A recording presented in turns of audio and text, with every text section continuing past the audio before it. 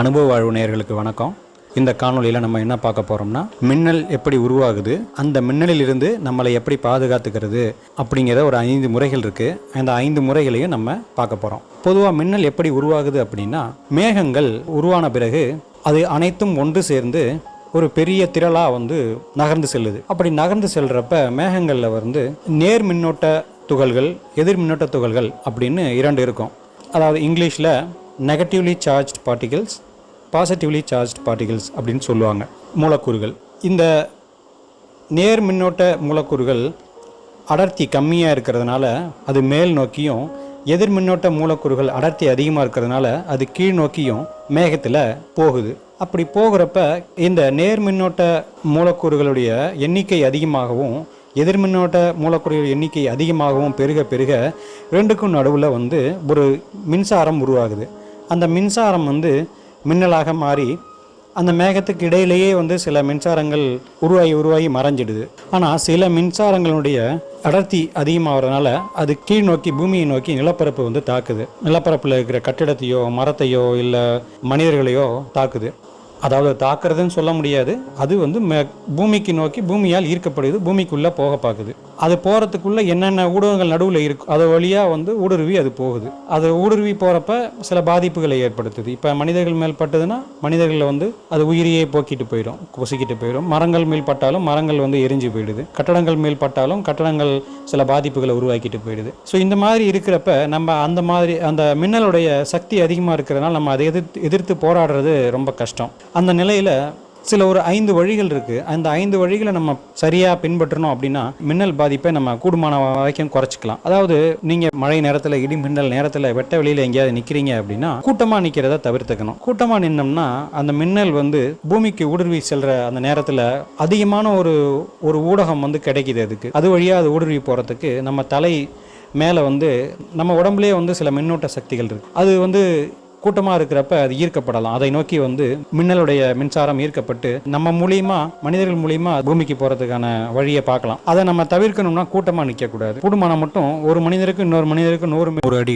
இடைவேளை விட்டு நிற்கிறது ரொம்ப நல்லது. அதுவும் பார்த்தீங்கன்னா நிற்கிறத விட கீழே உட்காந்துக்கிறது, குத்துக்கால் போட்டு உட்காந்துக்கிறது மிகவும் நல்லது. ஏன்னா நிற்கிறப்ப அதோடைய ஈர்ப்பு நம்மளை நோக்கி வரும். ஏன்னா மேலே உயரமாக எந்த ஒரு பொருள் உயரமாக இருக்கோ அதை நோக்கி தான் மின்னல் செல்லும். கூடுமானம் மட்டும் உயரத்தை குறைச்சிக்கிறது நல்லது. அப்போ கீழே குத்துக்கால் போட்டு கீழே உட்காந்துக்கிறது நல்லது. அடுத்து பார்த்தீங்கன்னா மரத்துக்கு அடியில் நிற்கிறது. பொதுவாக மழை பெஞ்சுது அப்படின்னா இடி மின்னல் இருக்கும். அந்த நேரத்தில் நம்ம போய் மழையில் நனையக்கூடாது அப்படின்னு மரத்துக்கடியில் நிற்போம். அது ரொம்ப தவறு. ஏன்னா நம்மளை விட மரம் உயரம். மரத்துக்கும் மின் கடத்தும் சக்தி இருக்குது. அதுவும் மழை நேரத்தில் இன்னும் அதிகமாக மின்சாரத்தை கடத்தும் சக்தி இருக்குது. அப்போ நம்ம மரத்துக்கடியில் நிற்கிறப்ப ஈரத்தில் இருக்கிற அந்த நிலையில் மின்சாரத்தை உடனே அது அதுக்கான சக்தி அதிகமாக இருக்கிறப்ப நம்ம அடியில் நின்னோம்னா மரத்தில் மின்னல் தாக்கி அது மூலியமாக நம்ம தாக்கப்படுவோம். கூடுமான மட்டும் மரத்தை விட்டு ஒரு 1 மீட்டரோ 2 மீட்டரோ தள்ளி நிற்கிறது நல்லது. மழையில் ஒதுங்கி நிற்கிறோம்னு நினச்சிக்கிட்டு நம்ம உயிரை போக்கிக்க கூடாது, பாதுகாப்பாக இருக்கணும். இப்போ இதுவே தென்னை மரமாக இருக்குன்னா அந்த இலையோட முடிவு இருக்குது, அதை விட்டு நம்ம அந்த இதை கணக்காக வச்சு ஒரு 1 மீட்டர் 2 மீட்டர் தள்ளி நிற்கிறது நல்லது. மரம்னா மரத்தோட தண்டு பகுதி இல்லை, மரத்தோட இலை பகுதி.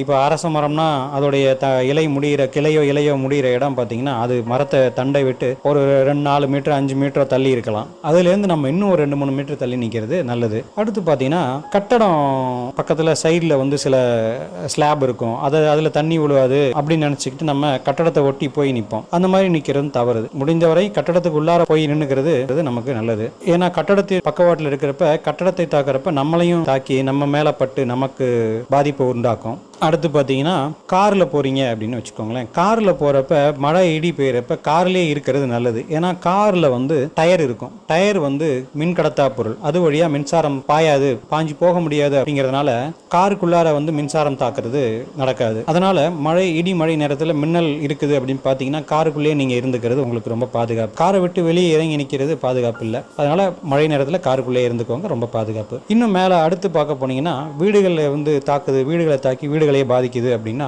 வீடுகளை தாக்காமல் இருக்கிறதுக்கு இடிதாங்கி அப்படின்னு ஒன்று இருக்குது. வீடுகளோ பெரிய கட்டிடங்களோ பங்களாவோ ஏதோ இருக்குது அப்படின்னா, தொழிற்சாலையில் கூட இடிதாங்கிகள் இருக்குது. இடிதாங்கியில் வாங்கி நம்ம வச்சுக்கிட்டோம் அப்படின்னா அது மின்னலை கவர்ந்து இழுத்து பூமிக்குள்ளே கொண்டு போய் விட்டுரும். ஏன்னா இடிதாங்கின்னு சொல்கிறது ஒரு கம்பி மேலே வைப்பாங்க, வீட்டுக்கு மேலே ஒரு கம்பி. அந்த கம்பியில் கூறு கூறா 4-5 பக்கங்களும் கூறு முனை கொண்ட உபகரணத்தை மேலே வைப்போம். காப்பர் பொருள் அது. அந்த காப்பர் பொருளை வச்சிருப்ப அந்த பொருள் அந்த இடிதாங்கி என்ன பண்ணுவோம்னா, மின்னல் மூலியமா வர மின்சாரத்தை ஈர்த்து அதிலிருந்து நம்ம ஒரு கனெக்ஷன் ராடை கொண்டு போய் பூமியில் வச்சிருப்போம். பூமியில் ஒரு 8 அடி கீழே ஆழமாக நோண்டி அதில் உள்ள பதிச்சு சில செட்டப் சிமெண்ட் போட்டு மூடி வச்சிருப்போம். மின்னல் அது வழியாக கவரப்பட்டு உள்ள பூமிக்குள்ளே போயிடும். கட்டடத்தை தாக்காது, கட்டடத்தை சுற்றி உள்ளவங்களையும் தாக்காது. அப்படின்னு பார்த்தீங்கன்னா, வீட்டில் நம்ம மின்சாரத்தோட எர்த் லைன் அப்படின்னு ஒன்று கொடுத்துருப்போம்.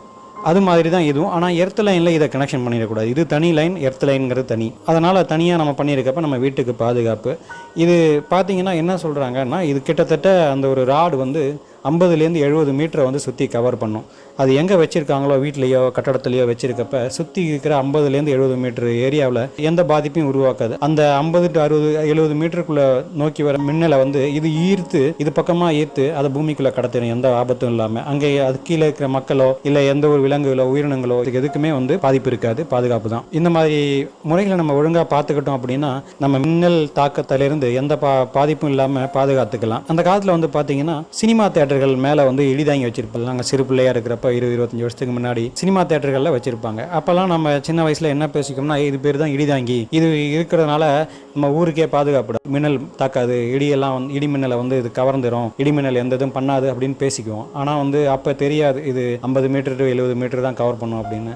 இப்போ தான் அதோடைய விவரங்கள் தெரிய வந்திருக்கு. அப்போ நம்ம அது நமக்கு பாதுகாப்புன்னு நினச்சிக்கிட்டு இருந்தோம். ஸோ இந்த மாதிரி தகவல்கள் நம்ம தெரிஞ்சுக்கிட்டால் நம்மளை பாதுகாத்துக்கலாம். முடிஞ்ச வரை நீங்கள் ஒரு பெரிய பில்டிங்கோ கட்டடமோ இருந்ததுன்னா நீங்கள் இடிதாங்கி கட்டடத்தில் வச்சுக்கிறது நல்லது. அதுக்கான செலவுகள் கூடுமான வரை 20,000க்கு மேலே போகாதுன்னு நினைக்கிறேன். அதுக்குள்ளே தான் இருக்கும். நீங்கள் உங்கள் ஏரியாவில் இருக்கிற எலக்ட்ரீஷியன் இருப்பாங்க, அவங்க கிட்ட நீங்கள் சொல்லி அவங்க மூலிமா நீங்கள் வாங்கி கூட பண்ணிக்கலாம். அந்த கூர் முனை கொண்ட மேல் பகுதி வேணால் ஆன்லைனில் கிடைக்கிது, அமேசான் போன்ற வெப்சைட்டில் கிடைக்கிது. லிங்க் வேணால் கீழே கொடுத்துருக்கேன், பார்த்துக்கோங்க, டிஸ்கிரிப்ஷனில் இருக்கும். இல்லைனா கூகுளில் போய் நீங்கள் சர்ச் பண்ணி வேறு எங்கேயாவது கிடைக்குதா, வேறு வெப்சைட்டில் கிடைக்குதுன்னா கூட பார்த்து வாங்கிக்கோங்க. அதோட விலை அதிகபட்சம் 2,000 தான் இருக்கும். மீதி காப்பர் மின் தகடுகள் மேலிருந்து கீழ் வரைக்கும் கொண்டு போகிறதுக்கு அது உங்கள் லோக்கலில் இருக்கிற ஹார்ட்வேர் கடைகள்லையோ எலக்ட்ரிக்கல் கடைகள்லையோ கேட்டு பார்த்து விசாரித்து வாங்கிக்கலாம். முக்கியமாக உங்கள் வீட்டு உங்கள் பகுதியில் இருக்கிற எலக்ட்ரீஷியன் விவரம் தெரிஞ்சிருக்கும். அவரை அணுகி நீங்கள் வீட்டில் வச்சுக்கிறது வீட்டுக்கு பாதுகாப்பு தான். வீட்டை சுற்றி இருக்கிறவங்களுக்கு மரங்களோ எல்லாத்துக்கும் பாதுகாப்பு தான். இது பெரிய பல லட்சங்கள் போட்டு வீடு கட்டுற நமக்கு இது பெரிய செலவாக இருக்காது. ஆனால் நிறைய பேர் இது பண்ணுறது இல்லை, பண்ணிக்கிறது நல்லது. மின்னல்ங்கிறது நிறைய பேர் உயிரை பறிச்சுக்கிட்டு தான் இருக்குது. நம்ம அங்கே அப்பப்போ மழை பெய்யறப்ப நம்ம பார்த்துக்கிட்டு தான் இருக்கோம். மழை சீசனில் செய்திகளில் அங்கே ஒருத்தர் இறந்துட்டார், இங்கே இறந்துட்டார், மாடு செத்துது, ஆடு செத்துது அப்படின்னு நிறைய பார்த்துக்கிட்டு தான் இருக்கும். இருந்தாலும் நம்ம பாதுகாத்துக்கிறது இந்த மாதிரி விஷயங்களை நம்ம செஞ்சு நம்ம எந்த மின்னல் தாக்கத்திலிருந்து நம்மளை பாதுகாத்துக்கணும் அப்படிங்கிறது தான் என்னோட நோக்கம். இந்த விவரங்களெல்லாம் தெரிஞ்சுக்கிட்டு நீங்கள் உங்களை பாதுகாத்துக்குவீங்க அப்படின்னு நம்புகிறேன். மேலும் நல்ல தகவல்களுடன் அடுத்த காணொலியில் உங்களை சந்திக்கிறேன். அதுவரை நன்றி, வணக்கம். இந்த காணொலியில் உள்ள தகவல்கள் உங்களுக்கு புதுமையாகவும் அடுத்தவங்களுக்கு உபயோகமாகவும் இருக்கும் அப்படின்னு நினச்சிங்கன்னா உங்கள் நண்பர்களுக்கும் உறவினர்களுக்கும் ஷேர் பண்ணுங்கள்.